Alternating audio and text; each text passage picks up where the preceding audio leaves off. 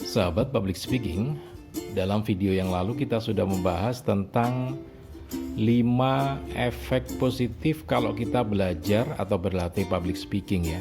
Baik itu untuk kehidupan sosial maupun di lingkungan dunia kerja.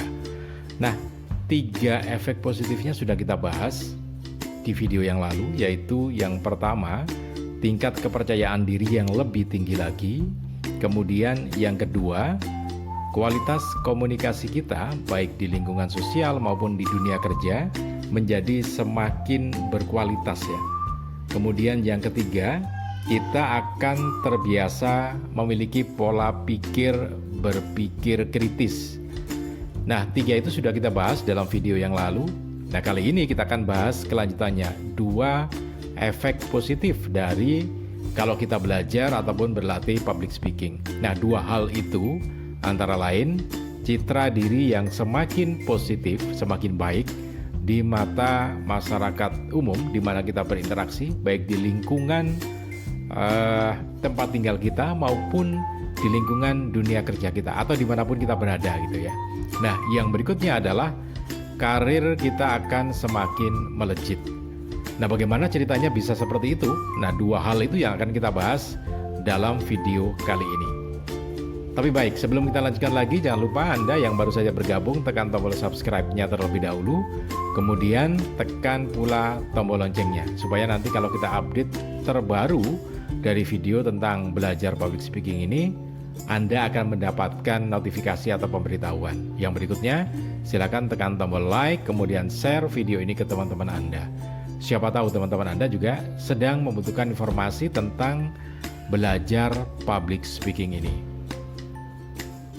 Oh iya, untuk Anda yang ingin memiliki e-book public speaking, harganya super murah, hanya Rp25.000 saja, dan Anda free konsultasi sampai Anda bisa menguasai ilmu berbicara di depan umum atau public speaking untuk dunia kerja maupun di lingkungan sosial tempat tinggal Anda bekerja. Baik, kita bahas yang keempat. Jadi efek positif dari kita belajar public speaking atau berlatih public speaking itu adalah citra diri yang semakin baik, semakin positif, baik di lingkungan kerja maupun di lingkungan. Nah, kenapa begitu? Karena begini, misalkan kalau di dunia kerja kita sudah terbiasa belajar public speaking, maka kita akan terbiasa dalam berbicara itu menggunakan data-data yang valid. Jadi ketika kita berada di meeting perusahaan, kita akan menggunakan data-data yang valid, bukan ngarang, bukan ngawur, tapi berdasarkan data yang ada yang kita dapatkan dalam bidang kita. Karena misalkan kalau kita seorang manajer, maka tentu saja data yang ada dalam divisi kita, dalam departemen kita, itulah yang akan kita gunakan dalam berbicara atau presentasi. Nah, karena bicaranya dengan data, tidak ngawur, maka orang tidak akan sembarangan menyanggah dialog ataupun apa yang kita presentasikan. Dan justru mereka akan lebih hormat karena kita bicaranya based on data, valid ya, bukan ngawur. Nah, itu yang pertama. Kemudian yang berikutnya, dalam kita berbicara di lingkungan kerja, kalau kita sudah terbiasa belajar atau berlatih public speaking, itu adalah kita mengetahui dengan siapa kita berbicara. Karena dasar dari ilmu public speaking adalah mengetahui kondisi audien kita, mengenali kondisi audien kita. Artinya apa? Kalau kita berbicara di dalam lingkungan kerja, kita tahu siapa yang kita ajak bicara, siapa audien yang sedang di hadapan kita. Apakah orang sesama manajer saja atau ada dengan posisi di atas kita.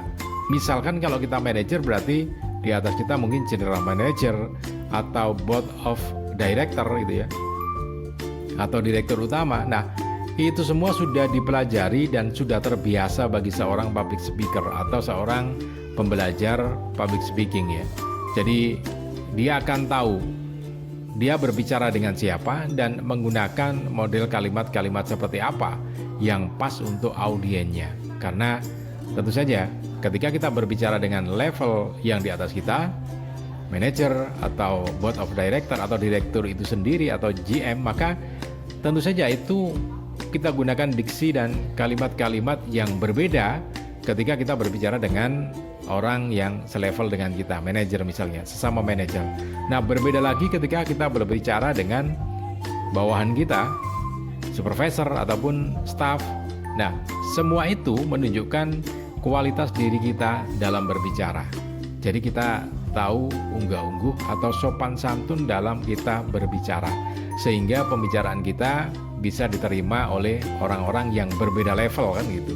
Jadi satu di antara kunci sukses dalam public speaking atau berbicara di depan umum itu adalah kalau apa yang kita sampaikan itu dipersepsikan sama oleh audiens kita. Nah, dari sini kita sudah mengetahui bahwa layak kalau seorang public speaker itu kemudian citra dirinya menjadi lebih baik di lingkungan kerja ataupun di lingkungan sosial di mana dia tinggal ya. Karena tadi kita tahu unggah-ungguhnya, kita berbicara dengan siapa, kita menggunakan kalimat seperti apa karena berbeda orangnya. Kemudian juga bicaranya berdasarkan data, tidak ngawur sehingga tidak gampang disanggah oleh orang-orang yang ada di sekitar kita. Nah, dengan semacam itu maka citra diri kita akan meningkat, baik di lingkungan kerja maupun di lingkungan sosial. Oke, itu yang keempat. Jadi citra diri kita akan mengalami peningkatan karena orang akan menilai baik terhadap diri kita. Nah, yang kelima adalah karir kita akan melejit. Kenapa seperti itu? Apakah seorang public speaker itu memang pintar gitu ya? Nah, ini perbedaannya. Jadi begini, ada orang yang pandai, pintar gitu ya, tetapi tidak pandai berbicara. Sehingga apa yang dia ketahui atau apa yang menjadi kepandaian dia tidak mampu menyampaikannya, tidak mampu mengekspresikan terhadap orang lain. Artinya begini, ada seorang manajer yang mungkin pintar gitu ya, pandai secara teknis, tetapi tidak pandai berbicara. Sehingga kadang-kadang bicaranya ngelantur atau tidak tepat, atau penggunaan diksi dan kalimat yang juga tidak tepat sesuai dengan audiens yang diajak bicara, maka ini juga jadi masalah gitu ya. Tapi bayangkan sekarang, ada seorang yang benar-benar, katakanlah kita berbicara di level manajer ya, manajer yang benar-benar pandai, pintar, cakap gitu. Kemudian manajer ini juga pandai menguasai ilmu berbicara atau public speaking. Nah, tentu saja kepandaian ataupun pengetahuannya yang begitu bagus, begitu hebat itu kemudian dia ekspresikan dengan tepat. Dia ekspresikan dengan tepat karena sesuai dengan siapa yang diajak berbicara. Maka otomatis yang keempat tadi, citra diri akan meningkat, kemudian penilaian juga akan meningkat. Penilaian terhadap seorang yang pandai kemudian juga pandai berbicara di depan umum, maka dia akan layak untuk mendapatkan posisi yang lebih baik atau promosi jabatan ya. Jadi bayangkan saja kalau ada 5 manajer misalnya, yang keempat atau yang 4 manajer ini pandai tetapi tidak pandai berbicara, tidak pandai berekspresi, ya tentu saja akan kalah satu langkah dengan orang yang plus.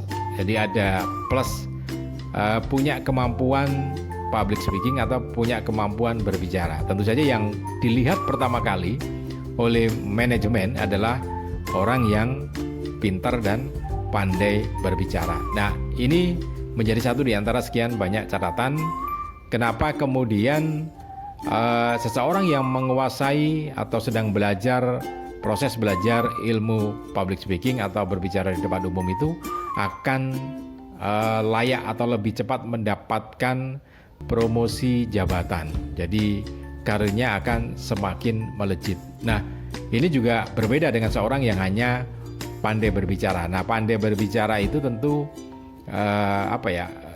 kalau tidak memiliki ilmu public speaking ya biasanya tidak based on of data. Jadi akhirnya bicaranya juga ngawur, kadang-kadang akan gampang terpatahkan oleh staff ataupun oleh pihak lain ya. Tapi berbeda dengan orang yang benar-benar pandai kemudian juga pandai berbicara di depan umum. Nah, ini yang menjadi satu catatan tersendiri untuk kita. Artinya kepandaian saja tidak cukup, tetapi juga perlu kemampuan dalam berbicara di depan umum. Artinya berbicara di level yang sama, kemudian level di atasnya juga level yang ada di bawahnya. Oke, ini mudah-mudahan bisa bermanfaat untuk kita semua. Selamat mencoba, salam dan sukses selalu untuk Anda.